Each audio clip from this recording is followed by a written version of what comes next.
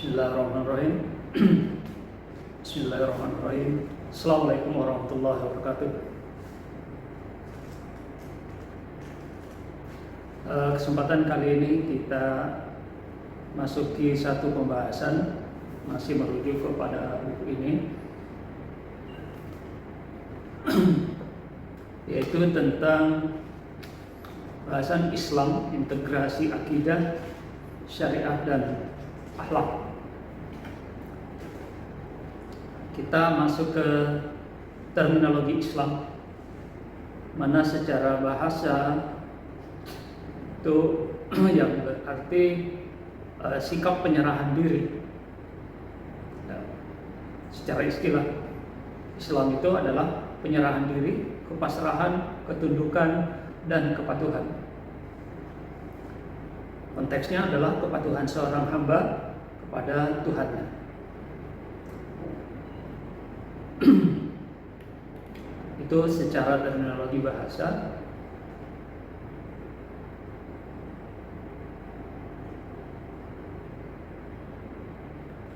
Kemudian spektrum akidah, kita pointernya saja.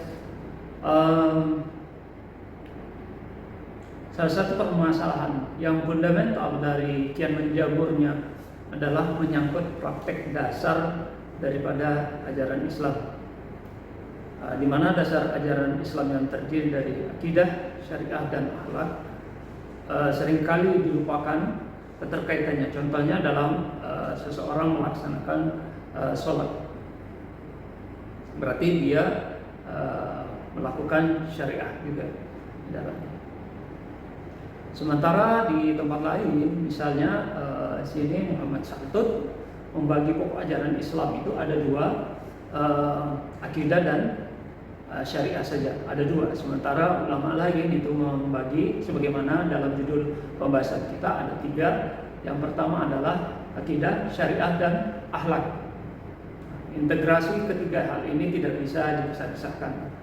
Itu yang dimaksud dengan integrasi, satu kesatuan antara akidah, syariah, dan akhlak.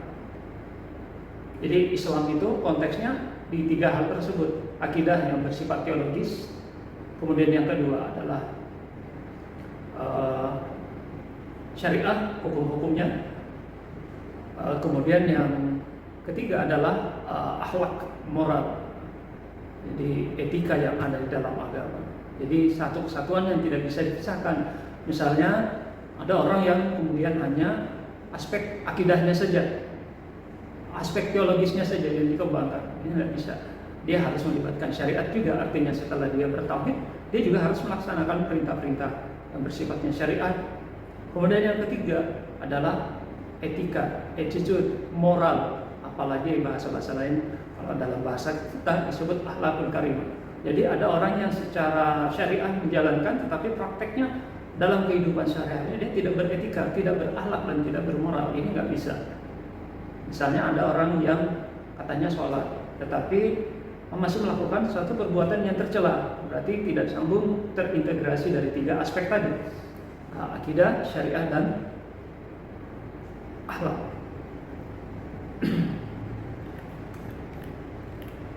Kemudian kalau kita bicara tentang syariat, tadi Islam itu kepasrahan, kepatuhan, ketundukan kita kepada Tuhan secara umum. Kemudian turun pada syariah, akidah yang tadi bicara tentang tauhid. Akidah adalah penguatan ataupun ikatan yang kuat antara seorang hamba kepada Tuhannya. Nah, sekarang spektrum syariat itu di dalam bahasa Indonesia atau KBBI, di mana syariat diartikan sebagai hukum agama. Ya, hukum agama yang menetapkan peraturan hidup manusia, hubungan manusia dengan Allah Subhanahu wa taala, hubungan manusia dengan alam sekitar berdasarkan Al-Qur'an dan hadis. Kalau dalam bahasa lokal kita, pelafalan syariah itu memang berbeda-beda. Ada saringan, ya, ada syariat, ada syariat, ya. Semua itu merujuk pada syariat maksudnya.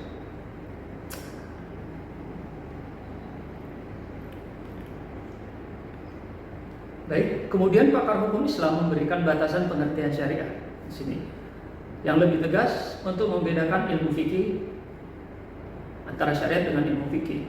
Apa sih bedanya? Nah, di sini dijelaskan oleh Imam Abu Ishaq Asy-Syatibi. Ini Asy-Syatibi merupakan rujukan kita yang mempopulerkan tentang maqasidus syariat.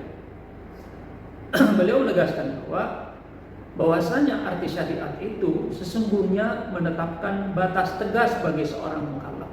Mukallaf itu orang yang sudah dewasa yang dibebani hukum syariat padanya dalam segala perbuatan, perkataan dan akidah mereka.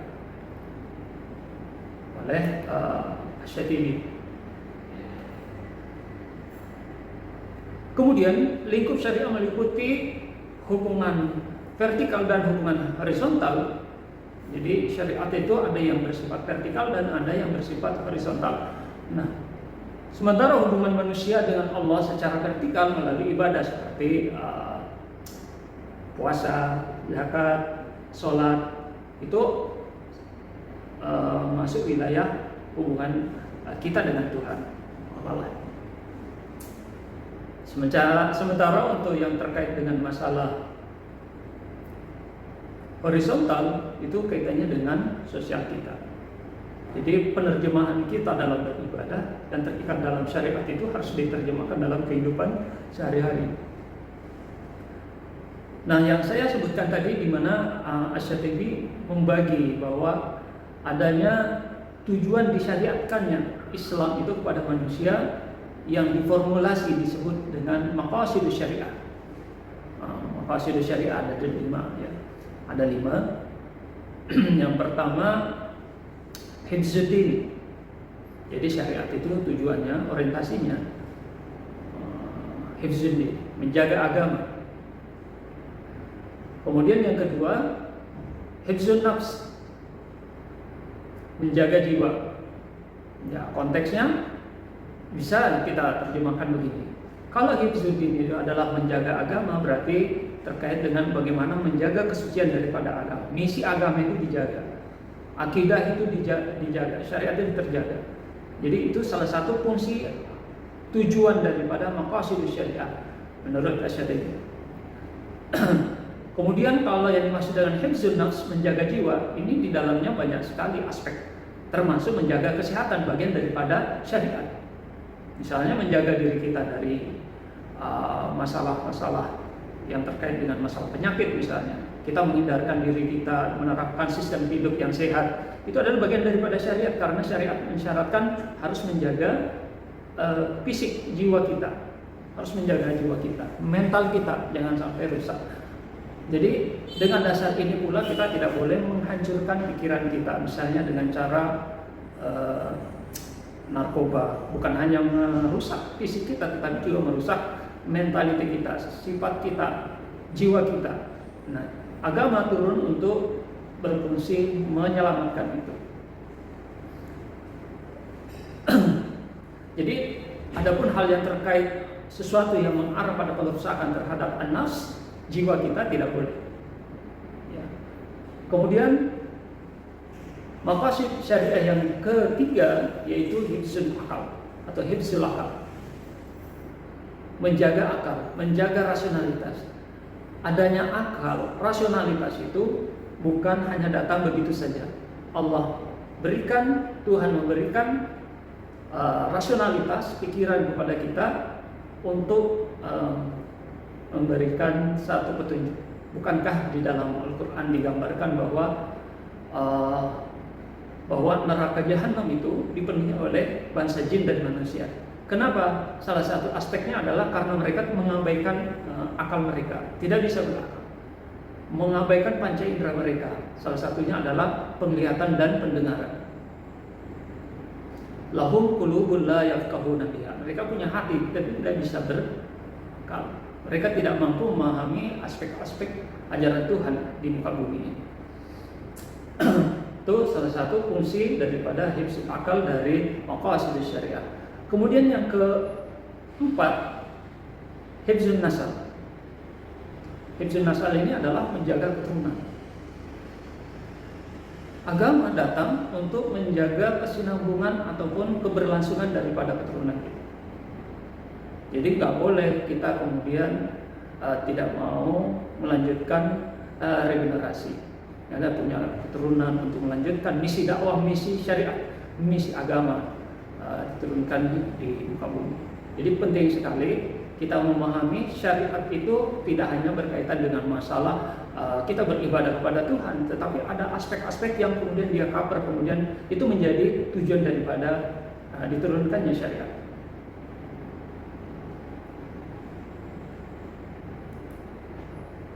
Yang kelima adalah hifzul mal, menjaga harta. Jadi salah satu tujuan maksud daripada syariat adalah menjaga harta. Jadi ini ada visi berkembang yang bisa diterjemahkan bahwa Islam itu memberikan peluang kepada kita untuk membangun ekonomi, al-mal, harta, properti, kepemilikan kita.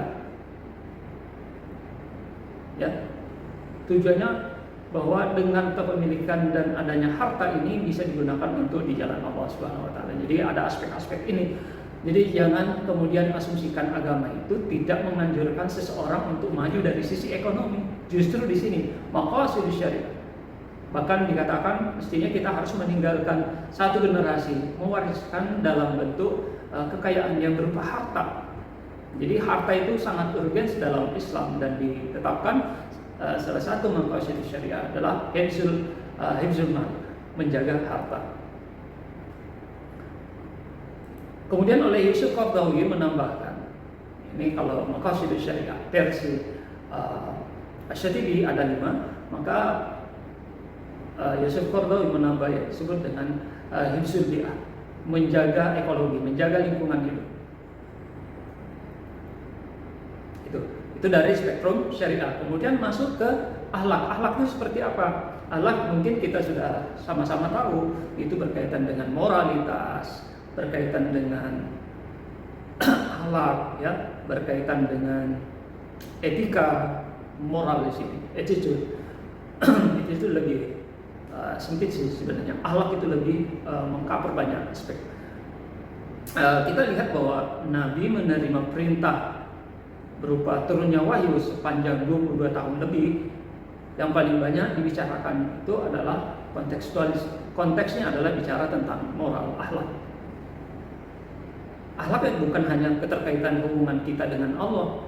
Kalau mau dibagi lagi, terpecah beberapa aspek. Misalnya hubungan kita dengan Allah seperti apa, sikap kita dengan Allah, dengan Rasulnya seperti apa, kemudian kitab sucinya seperti apa, akhlak kita kepada kitab sucinya. Kan seperti ancaman Allah. Allah berfirman dalam salah satu surah Al-Quran bahwa barang siapa yang meninggalkan ayat-ayat Al-Quran niscaya akan dikumpulkan pada hari kiamat dalam keadaan buta. Ya. Itu satu isyarat bahwa sikap kita terhadap kitab suci itu seperti apa. Jangan kemudian hanya jadi pajangan. Jadi harus ada akhlak kita terhadap mereka, terhadap Al-Quran.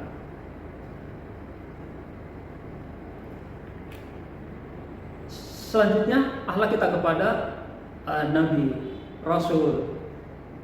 Kemudian akhlak kita kepada orang tua seperti apa, teman sesama manusia. Akhlak kita terhadap lingkungan seperti apa, lingkungan sosial kita seperti apa, akhlak kita terhadap diri kita seperti apa. Itu di cover dalam akhlak. Nanti pembahasannya bisa kita kembangkan dalam bentuk diskusi. Pada kesempatan ini saya hanya menyampaikan pointernya saja.